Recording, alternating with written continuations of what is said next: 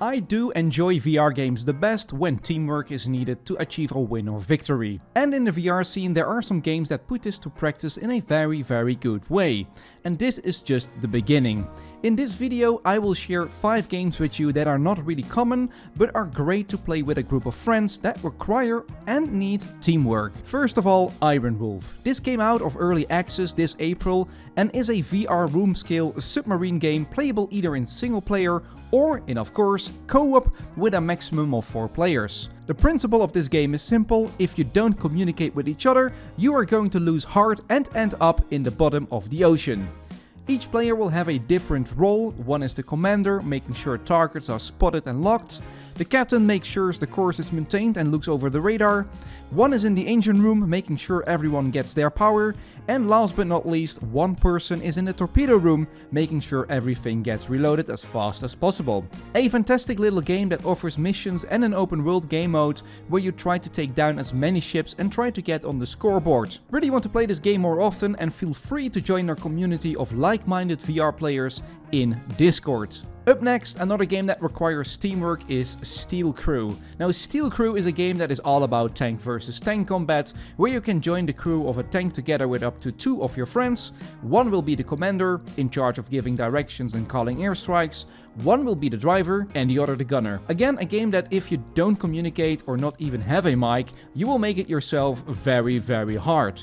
This game is still in early access and the single developer is still slowly rolling out updates. The latest update is promising though, because it is the new map Wake Island, so you can experience that classic map in VR. Up next we got Carrier Command 2. This game is strategy, planning and teamwork on a scale that is both engaging and manageable. You take command over a carrier and operated systems to launch your offensive and conquer different islands. In the carrier you will have to manage different systems that you can divide between players of your friends.